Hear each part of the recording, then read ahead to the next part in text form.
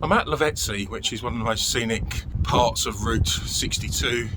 I'm the only one out here today, so I've got the place to myself, which is nice. It's peaceful, but clearly a little way away from when all the tourists are going to visit.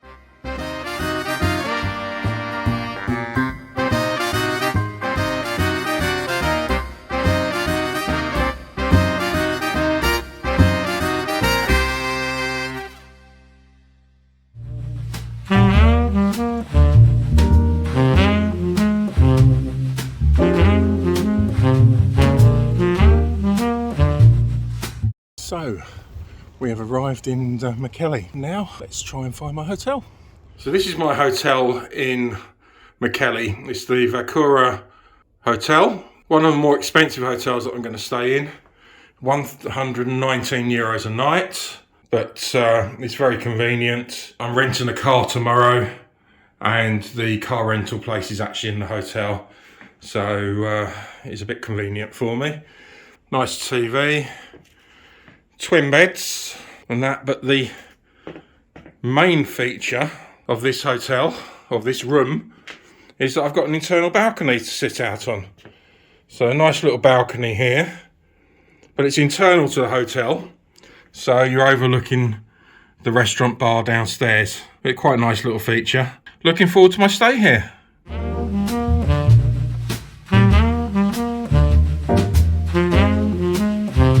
So this is my hire car for the next couple of days. They've given me a nippy little Kia. It's very responsive. It's a nice little economy car, full tank of petrol, and let's see how far that gets me. So here I am on the way to explore the Finnish Lakes. I think I've chosen the wrong time of year to visit the Lake District of Finland. I think late summer or autumn, when the leaves are golden brown, yellow and red, would be the better time to come. However, it's still beautiful in a wintry way. I hired a car, so I'm mobile for the next couple of days. The last time I hired a car was in Iceland, just before the COVID lockdown. And we hired a car there, and we went down to the black sand beach in Vik. And driving back to Reykjavik, we got caught, the weather closed in, and it was really, really nasty. Going over the mountain pass, the visibility was virtually nil. We're stuck behind a car, and clearly the driver was nervous, going up the mountain at 10 miles an hour or 10 kilometers an hour. And as a result, we're losing all momentum, getting really frustrated, didn't want to brake unnecessarily, didn't want to stop on a steep hill. I took the risk and overtook on the ice and got in front of this car, and that's the last car we saw until the outskirts of Reykjavik, which is about 40 kilometres. But that's not the end of the story. It was one of the most harrowing experiences of my life in terms of driving. Visibility at some stage was nil. The snow was blowing horizontal. 4 or 5 occasions Bradley had to get out of the car and guide me. I was being guided by the central reservation of getting there, but in some places it was just impossible, and it was so scary. We eventually came across a guy who'd put his car into the side of the road and was abandoned. So we stopped and asked if he wanted to lift somewhere, and he gratefully accepted. So even Icelandic drivers who are used to the weather can get caught out in this. And in Iceland, the roads are very much, you have your road, and then you have steep declines into the lava fields, the volcanic fields. And if you get off the road, there's no way you're going to get back on. You're going to crash your car. So very nervously made our way back through the outskirts, and it wasn't till the outskirts of Reykjavik we actually saw a lorry that eventually came from behind us and overtook us. Gratefully got back into our Airbnb apartment in the centre of town, First thing I wanted to do is go to the bar and have a few drinks to recover the nerves from the shock. But clearly we were the last car to make it through that pass that night. I know there was weather warnings afterwards, the roads were closed, but it was the most scariest drive of my life. Hopefully Finland, whilst we got snow on the ground, Finland will be a little bit of a easier journey for me. There's winter tyres on the car, the roads are lovely, almost deserted, there's very little traffic on the roads. I'm in no hurry to get to destinations, just going to stop wherever I can see the lakes, see the views, but unfortunately most of it's going to be covered in ice and snow, so there's not going to be a lot that I can capture on video for you, but I'll try my best.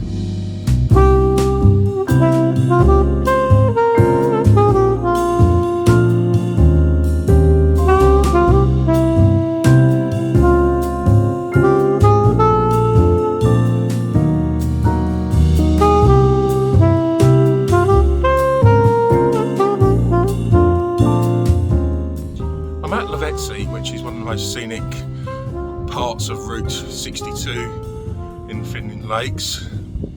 Unfortunately, as I said, there isn't much of a view in terms of there's snow everywhere. There isn't the views of the lakes that you would get in the summer and autumn, but it's still really picturesque. It's a lovely wintry setting, and it's awe-inspiring. As you can see, I'm the only one out here today, so I've got the place to myself, which is nice. It's peaceful, but clearly still a little way away from when all the tourists are going to visit this picturesque and beautiful region of Finland.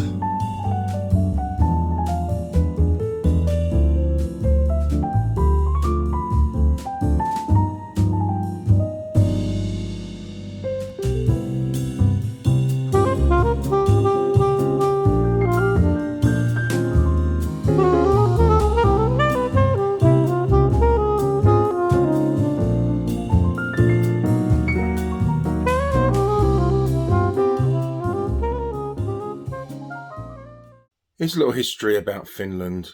It was colonised by Sweden for many years. In 1809, it ceded to the Russian Empire and was occupied during that period. In 1917, they declared independence when the White Guard fought the Red Guard, and in 1918, they were an independent country. During the Second World War, they fought twice against the Soviet Union, the Russians. Firstly in the Winter War, where they defended their independence, and secondly in the Continuation War, when they actually invaded part of the Soviet Union. They did have to concede land to the Soviet Union to retain their independence, but surprisingly Joseph Stalin allowed them to keep their independence after the Second World War. Since then, it's maintained fairly friendly relationship with Russia, and because of that, they've been able to maintain their independence. They have joined the European Union, although have kept out of NATO during that time. Up until very recently, during the Ukrainian war, the opinion of the public in Finland was that they would stay out of NATO. That is now changing. However, it's thought that they wouldn't do anything to join NATO unless Sweden does so at the same time. Vladimir Putin has threatened both Sweden and Finland that if they were to join NATO, there would be reprisals. So this is where I'm staying tonight, in Imatra, just beside the lake in Finland. It's a cosy little place, very cheap, which is attractive. So we have the bathroom in here. It looks quite smart. And a shower.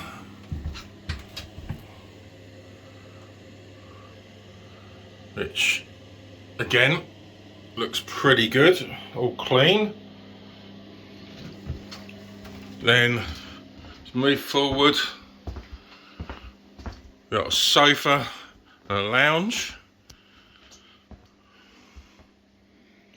TV,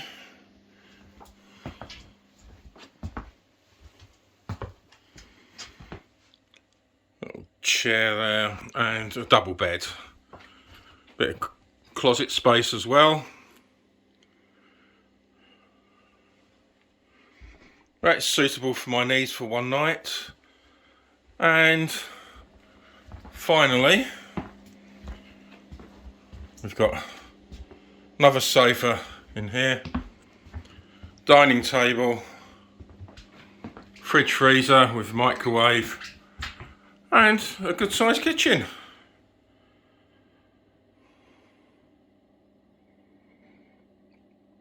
So all of this for about €45 a night, which is not bad at all.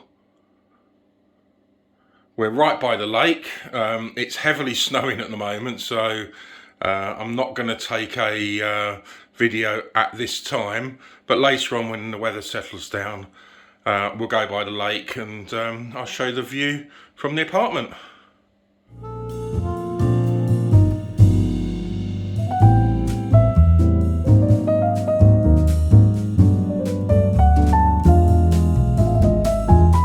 I did want to tell you more about Imatra, the town here in Finland. The river Lietvesi runs through it from Lake Samir in Finland down into Russia.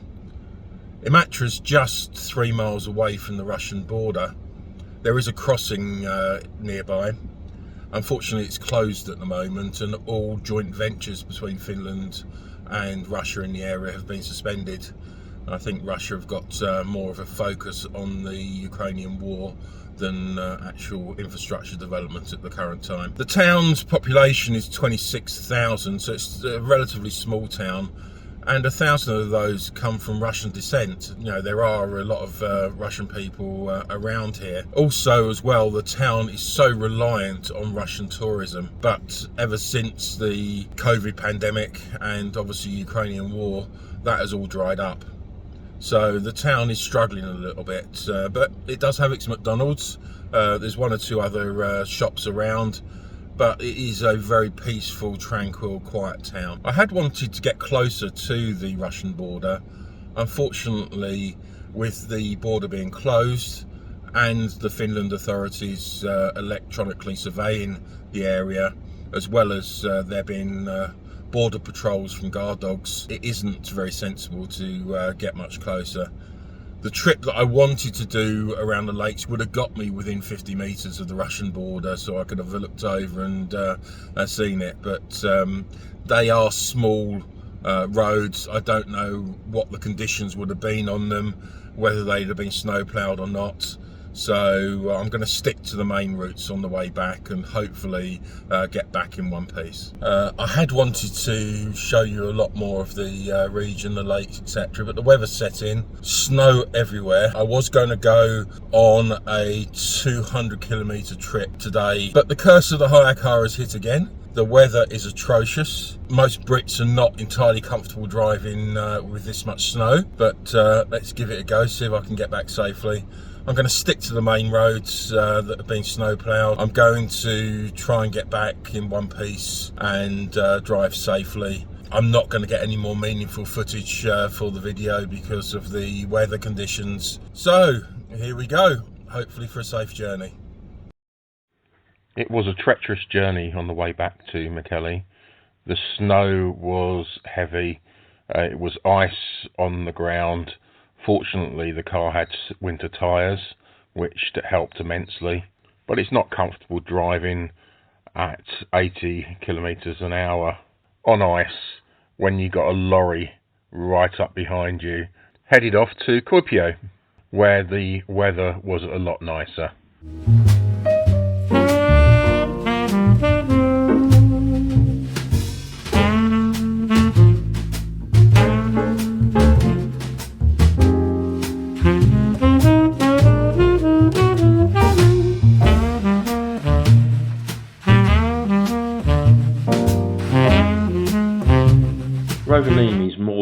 capital of Lapland in northern Finland and the home of Santa Claus.